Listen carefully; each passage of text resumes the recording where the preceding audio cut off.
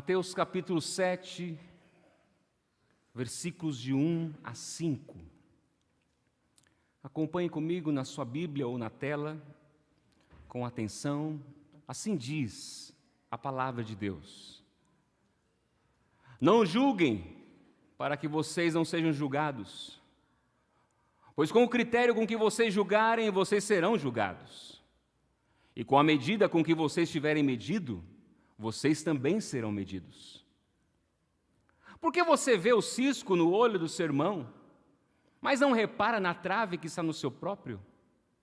Ou como você dirá a seu irmão, deixe que eu retire o cisco do seu olho, quando você tem uma trave no seu próprio?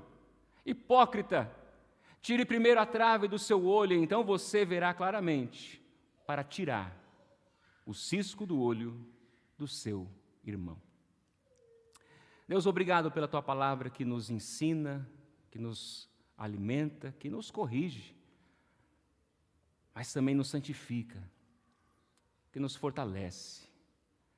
Nessa manhã, Senhor, reunidos como igreja, queremos ouvir mais a Tua palavra, mais a Tua voz, que lemos agora e ouvimos agora, onde cantamos, onde oramos, e que nessa hora o Teu Espírito Santo continue a trazer luz e clareza aos nossos corações, permitindo a mim ser um instrumento nas Tuas mãos e dando aos meus irmãos a clareza e dando a este homem, a essa mulher, o entendimento para que se arrependam e creiam em Cristo Jesus, o Teu Filho. Salva o perdido, liberta aqueles que estão presos e algemados e que não enxergam e não sentem essa verdade em suas vidas. Que eles se deparem com a verdade do Teu Evangelho e sejam alcançados por Tua graça. Mais uma vez eu oramos em nome de Jesus. Amém. Meus irmãos, em todo o Sermão do Monte, desde o capítulo 5 até o capítulo 6 que lemos a semana passada, Jesus vem nos ensinando assuntos sobre a nova vida, o novo viver, a nova vida que recebemos.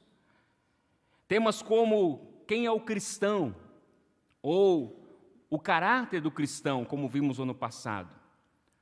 O seu viver nessa terra, que envolve a sua influência neste mundo, sendo sal e luz.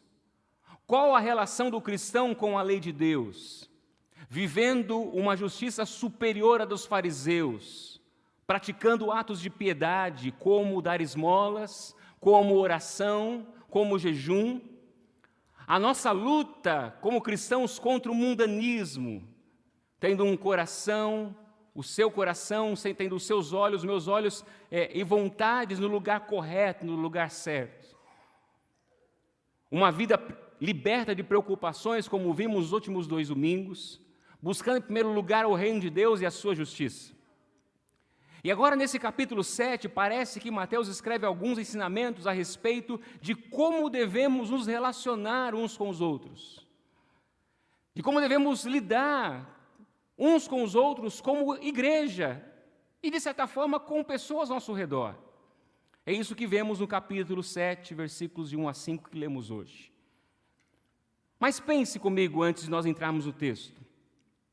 Por mais que o nosso desejo, quando olhamos para a nossa família, seja o melhor, quando olhamos para a família, para a nossa família biológica, desejamos que ela seja perfeita, ou até mesmo aos nossos próprios olhos ela é perfeita, a verdade é que não existe família perfeita.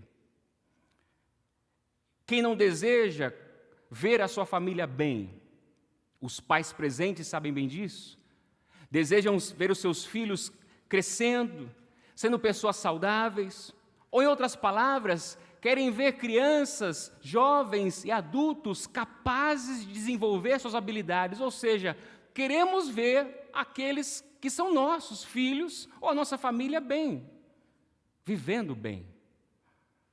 Mas algo interessante que podemos notar é que mesmo a nossa família não sendo perfeita, mesmo que nossos olhos, nossos filhos não sejam saudáveis, ou realmente eles têm alguma dificuldade na sua saúde, você já parou a pensar que mesmo assim nós amamos a nossa família?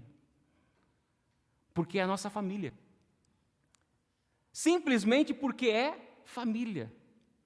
E por amar, nós buscamos o quê? Nos relacionar com todos da melhor maneira possível, mesmo diante das dificuldades, das tensões que existem. E assim como não existe família perfeita, o que eu quero dizer com tudo isso que eu comecei dizendo é porque cada um de nós é imperfeito, da mesma maneira e pelo mesmo motivo também não existe igreja perfeita. E mesmo assim, da mesma maneira como na família, mesmo não existindo igreja perfeita, devemos amar cada um dos nossos irmãos. É um mandamento, não é uma opção para você. Se você é um cristão, você foi chamado a amar. O mandamento de amar uns aos outros. Então, por melhor que seja uma igreja, porque somos imperfeitos, nós enfrentaremos em nossos relacionamentos algumas dificuldades.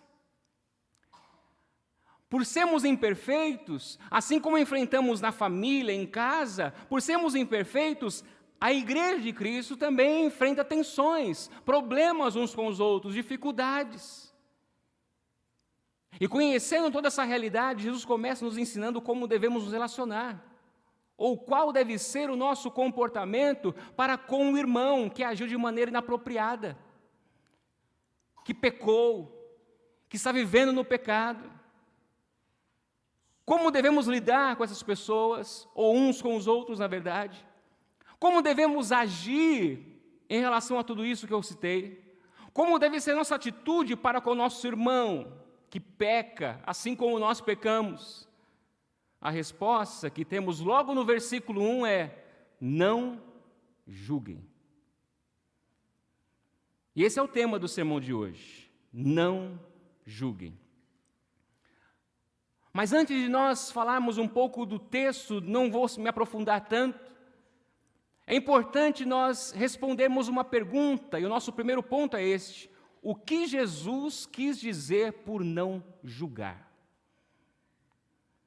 Talvez essas duas palavras sejam as mais conhecidas, ou uma das mais conhecidas, não apenas pelos cristãos, mas até mesmo pelos não cristãos. Você ouvir na boca de todo mundo, não, você não pode julgar. Você não pode julgar ninguém. Quem é você para me julgar? Mas ao mesmo tempo que ela é muito conhecida, essa expressão, ao mesmo tempo ela tem sido, ao longo de tantas décadas ou séculos, mal interpretada.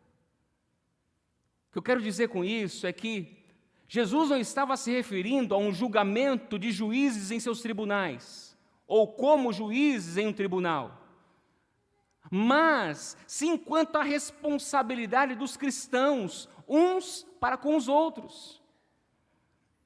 Jesus também não estava dizendo que devemos parar de pensar, ou parar de refletir, ou de ter opiniões, de ter um senso crítico quanto às diversas situações da vida. Jesus não estava dizendo que devemos fingir que não estamos vendo o que está acontecendo com as pessoas ao nosso redor. Ou, em outras palavras, que devemos ser tolerantes. É uma palavra que é muito falada hoje em dia, tolerância. Devemos ser tolerantes quanto aos seus erros, os erros das pessoas ou pecados. Não é isso que Jesus está dizendo, que devemos ser tolerantes. Nos recusando a discernir entre a verdade e o erro, nos recusando a discernir entre o bem e o mal. Não é isso o que Jesus está dizendo quando Ele diz: não julguem. E nós podemos comprovar isso de que maneira? No próprio texto bíblico, onde os ensinos de Jesus mostram.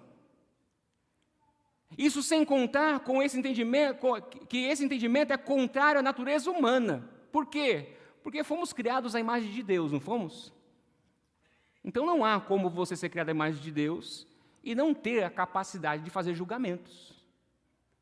Não é isso que Jesus está dizendo. Por exemplo, no texto bíblico, como poderemos exceder a justiça dos escribas e fariseus do capítulo 5? Fazendo mais do que os outros no padrão do amor que adotamos? É isso que Jesus diz ali. Se a vossa justiça não exceder a dos escribas e fariseus, vocês não podem entrar no reino dos céus. Como que seremos diferentes do mundo? Se não tivermos um padrão, se não tivermos um discernimento com relação às coisas que são boas ou ruins, que são corretas e erradas, como seremos diferentes na nossa maneira de dar esmolas, como vimos no capítulo 6? Como seremos diferentes na nossa maneira de orar, falar com Deus, com relação ao mundo, jejuar, sem avaliar a maneira correta ou errada? Como saberemos quem são os cães do versículo 6, que vamos ler semana que vem?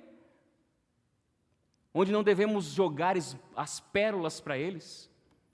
Como saberemos quem são os falsos mestres do versículo 15 do capítulo 7? Ou seja, meus irmãos, somente essas passagens e esses textos comprovam que o que Jesus está dizendo a respeito de não julgar não é fazer você parar de pensar ou ser tolerante com o pecado. Como poderíamos obedecer a tudo isso sem antes avaliar o comportamento dos outros? Por que não devemos julgar então? E nós podemos responder isso de 3 maneiras, entre tantas maneiras que poderíamos ver nesse texto. Primeiro, porque não somos juízes. É isso que Jesus está nos mostrando. Versículos 1 e 2 ele diz assim: não julguem, para que vocês não sejam julgados. Pois com o critério com que vocês julgarem, vocês serão julgados, e com a medida com que vocês tiverem medido, vocês também serão medidos. Aqui, meus irmãos, parece que Jesus está nos ensinando a não censurar. Ou seja, o cristão, assim como qualquer ser humano, tem sempre um senso crítico, pois tem a capacidade, como já falamos, de discernir. Mas o cristão, o ser humano, não deve ser um crítico no sentido de censurar como um juiz faz. É diferente. Censurar não significa avaliar as pessoas com discernimento, mas condenar as pessoas. E é isso que Jesus está proibindo. Como diz o pastor John Stott, o crítico que julga os outros, ou seja, que censura, é um descobridor de erros. É aquela pessoa que fica descobrindo erro em tudo. Ele fica olhando em tudo, errou. Num processo negativo e destrutivo para com as outras pessoas. E essa pessoa adora viver à procura de falha dos outros. Censurar, meus irmãos, é fazer o papel de juiz, assumindo para si a competência e a autoridade de fazer julgamento ao seu próximo. Mas a questão é que eu e você não somos nem senhor de ninguém e nem juiz de ninguém. Romanos 14, versículo 4, o apóstolo Paulo escrevendo à igreja vai dizer: quem é você para julgar o servo alheio? Para o seu próprio dono é que ele está em pé ou cai. Meus irmãos, Paulo está aqui em Romanos aplicando a verdade que Jesus diz no versículo 1, não julguem. E o ensino simples e importante aqui é que o ser humano não é Deus. Nós não somos Deus ou deuses. Ou seja, nenhum de nós estamos qualificados a ser juízes, a sermos juízes de outros seres humanos, pois não podemos ler os corações. Você consegue ler o coração de alguém? Você consegue ver, avaliar as motivações na pessoa, no coração da pessoa? Não. E é isso que Jesus está nos ensinando. Não somos juízes, um juiz sentencia. Um juiz condena usando a lei. E quando agimos dessa maneira, como juízes, estamos assumindo a posição, não de juízes humanos, mas estamos assumindo a posição do supremo juiz, o Deus Todo-Poderoso. Ou seja, estamos querendo ser Deus. E além de não sermos juízes, meus irmãos, Jesus nos lembra que também seremos julgados. Não julguem, porque vocês não são juízes. E mais, vocês serão julgados. Seremos julgados com maior severidade se tratar nossos irmãos como se fôssemos juízes. É isso que lemos no versículos 1 e 2. Versículo 2 ele diz, mais uma vez, pois com o critério com que vocês julgarem, vocês serão julgados, e com a medida com que vocês tiverem medido, vocês também serão medidos. Então pense, quando assumimos a posição de juízes para com o nosso irmão, nós não poderemos dizer que não conhecemos a lei que estamos assumindo, a lei que estamos seguros que somos capazes de administrar nos outros. E se gostamos de estar nessa posição de juízes, nós não deveríamos nos surpreender, meus irmãos, de estar um dia no banco dos réus e recebemos os mesmos padrões que aplicamos nos outros. Por isso Paulo também vai dizer em Romanos 2:1, por isso você é indesculpável quando julga os outros. Não importando quem você é, pois naquilo que julga o outro, você será condenado, você está condenando a si mesmo, porque pratica as mesmas coisas que você condena. Meus irmãos, a ordem de não julgar não significa sermos cegos, como já falamos, e é bom repetir isso. A ordem de não julgar não significa fingirmos que não vemos as coisas erradas. Não é fazer vista grossa para as coisas erradas dos nossos irmãos ou daqueles que estão ao nosso redor, mas Jesus está nos exortando para que não nos coloquemos na posição de juiz, a posição que pertence a apenas uma pessoa no universo, Deus. Por isso não devemos julgar. Em segundo lugar, ou terceiro ponto, não julguem, por quê? Porque não somos perfeitos. É isso que lemos nos versículos 3 a 5.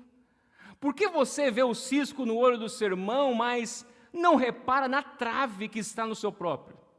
Ou como você dirá ao seu irmão, olha, deixe-me que eu tire o cisco do seu olho, quando você tem uma trave no seu próprio?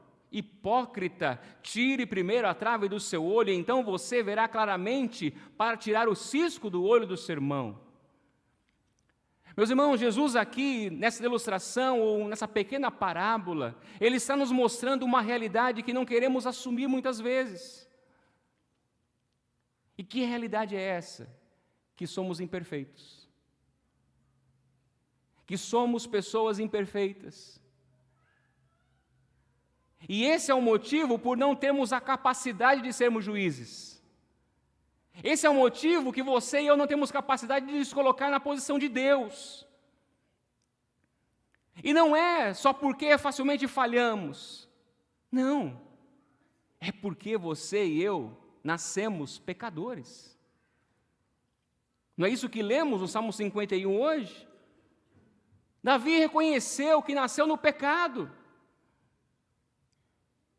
O que isso quer nos lembra, meus irmãos, é que com a queda, lá em Gênesis capítulo 3, a queda de Adão e Eva, todos nós nos tornamos pecadores. Por isso, não estamos em posição de julgar outros pecadores que são iguais a nós. Essa nossa limitação nos mostra que somos incapazes de julgar. Mas quão facilmente, meus irmãos, enxergamos os erros dos outros, não é verdade? Quão facilmente você enxerga quando a pessoa erra. E ao mesmo tempo, quão facilmente fingimos não ver os nossos próprios erros. Nós temos a tendência de enxergar os erros e pecados dos outros e diminuir a gravidade dos nossos. Nós pensamos como aquele fariseu, lá em Lucas capítulo 18, verso 9 a 14, que se via melhor do que o publicano. Eu sou melhor do que esses homens. Eles são adúlteros, eles se prostituem, eles roubam, eles fazem isso ou aquilo. Eu não. E por que vemos assim? Por que facilmente olhamos dessa forma? Nós temos, meus irmãos, uma visão deformada dos outros, enquanto nos vemos como pessoas quase perfeitas, ou para alguns até mesmo perfeitas. E pior ainda é que podemos estar mostrando uma atitude de bondade. É isso que Jesus está dizendo aqui. Dizendo que nós só queremos ajudar. Não, eu estou falando isso para você porque eu só quero ajudar. Só queremos ajudar nosso irmão a tirar o cisco do olho dele, quando na verdade nós temos uma trave no nosso olho. E Jesus diz: hipócrita. Jesus diz isso porque aquilo que parece bondade é apenas um modo de inflar o ego, de nos colocar como superiores às pessoas, como superiores aos homens, como superiores aos nossos irmãos. Meus irmãos, o que Jesus nos exorta a fazer é reconhecer nossa imperfeição e aplicar isso a nós mesmos. Aplicar isso em nossas vidas. Aplicar a nós mesmos um padrão crítico, como aquele que aplicamos aos outros. Sabe aquele padrão crítico de perfeição que você aplica nas pessoas, nos seus irmãos? Jesus está dizendo: comece a praticar isso em você primeiro. Comece a olhar para você. Não é à toa que Paulo, quando vai falar sobre a ceia do Senhor, em 1 Coríntios 11:31, ele vai dizer: porque se julgássemos a nós mesmos, não seríamos julgados. Ou seja, não apenas estaríamos livres de sermos julgados, como estaríamos em melhor condição de ajudar com amor e humildade nosso irmão. E é isso que devemos buscar, meus irmãos. Reconhecer nossa imperfeição nos liberta.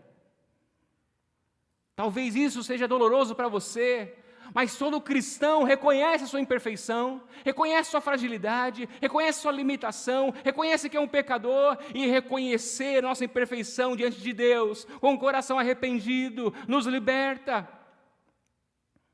Porque é aí que vivemos uma vida de humildade diante de Deus, com arrependimento, e começamos a enxergar as pessoas ao nosso redor como pessoas carentes da mesma graça e misericórdia do que nós.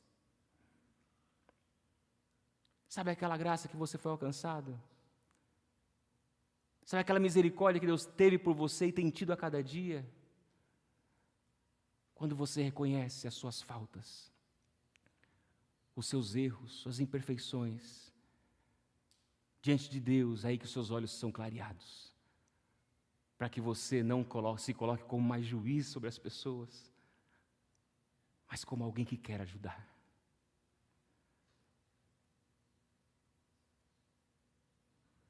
Por isso Jesus, no versículo 7 do capítulo 5, ele diz: bem-aventurados os misericordiosos, porque alcançarão misericórdia. E em quarto lugar, não julguem. Ou em terceiro lugar, mas o quarto ponto, não julguem. Por quê? Porque somos irmãos. Porque somos irmãos. Jesus nos lembra que somos uma família. Por isso comecei falando sobre família hoje. Não perfeita, mas somos família.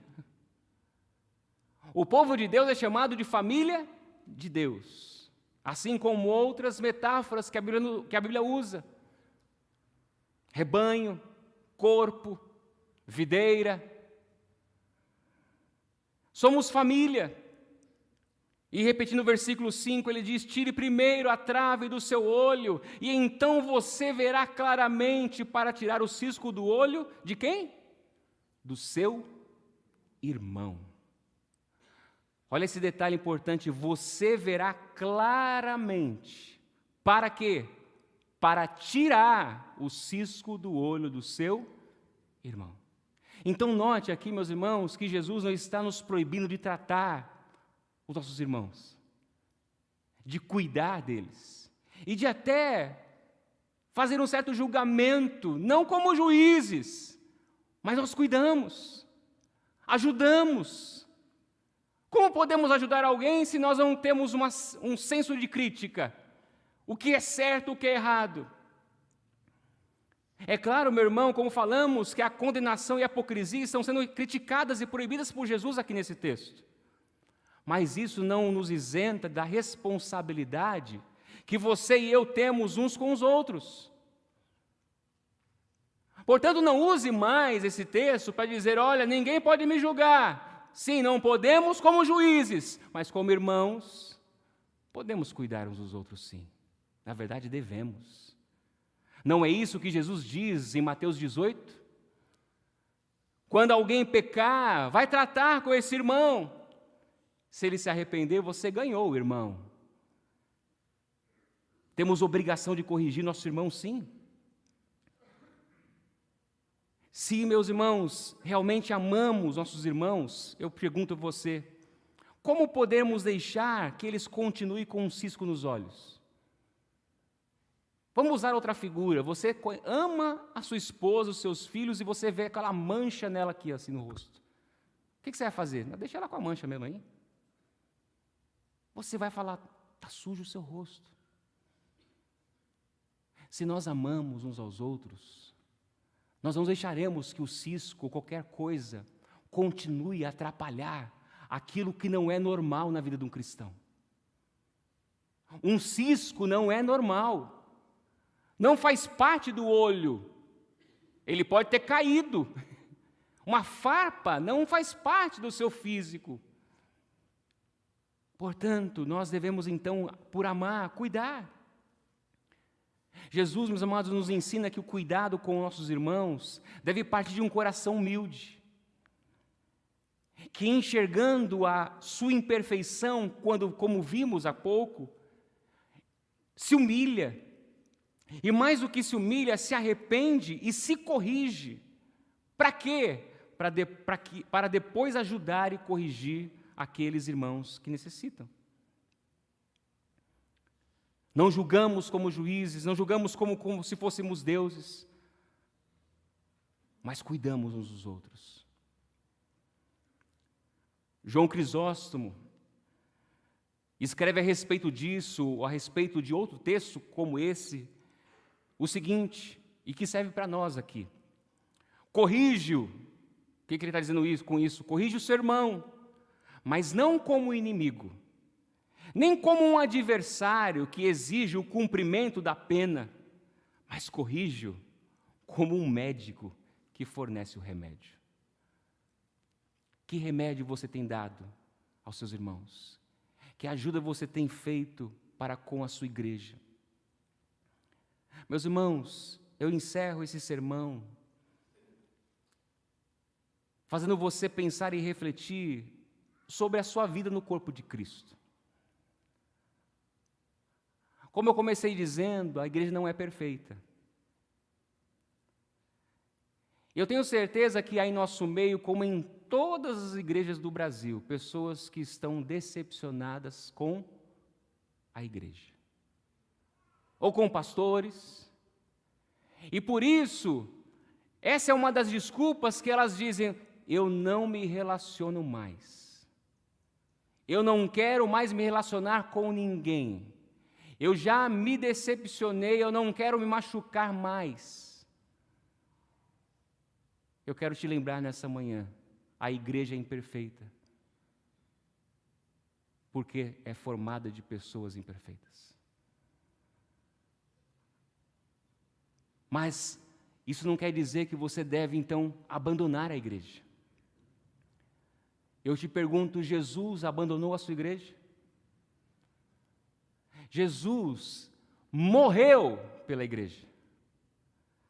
E ele não morreu por uma igreja perfeita. Ele morreu por uma igreja adúltera. Pessoas que falham, pessoas que pecam. Mas ele está aperfeiçoando essa igreja. Ele morreu por ela e está santificando essa igreja. Ele está redimindo cada vez mais, santificando cada vez mais a sua igreja, para que um dia nos encontremos com Ele nos céus, para as bodas do Cordeiro. Portanto, reflita nessa manhã, que ao você dizer que não quer se relacionar mais com a igreja, por inúmeros motivos que podem ser até plausíveis, você está se colocando como um juiz sobre os seus irmãos, melhores do que eles. Você se colocando como pessoa melhor do que eles, eu não me relaciono com essas pessoas. Deus está te lembrando nessa manhã, Jesus está dizendo para você, não julgue mais, se submeta, reconheça seus erros, reconheça seus pecados, se volte para Deus e sirva a igreja. Não adianta você dizer que você ama Jesus, se você não ama a igreja dele. Não há como amar o noivo e desprezar a noiva. Que essa palavra, meus irmãos, nos faça pensar e refletir como temos vivido nossa vida, como irmãos em Cristo, como igreja, diante do mundo também. Como eu disse, essa palavra, ela é primordialmente para os cristãos, para os discípulos, mas ela também nos ajuda a lidar com as pessoas lá de fora. Com humildade, com amor, como pessoas que querem ver as pessoas libertas e transformadas. Jesus é a razão por que eu e você estamos aqui nesta manhã. Jesus é a razão por que cantamos o que cantamos. Jesus é a razão por que nós temos vida e esperança. Jesus é a razão por que nós temos a certeza de que um dia estaremos reunidos no céu. Não haverá mais pecado, não haverá mais nada do que nos atrapalhe para viver nossas vidas em comunhão. Mas a comunhão precisa ser vivida aqui e agora. Porque Cristo pagou o preço para que isso acontecesse. Amém? Feche seus olhos, vamos orar.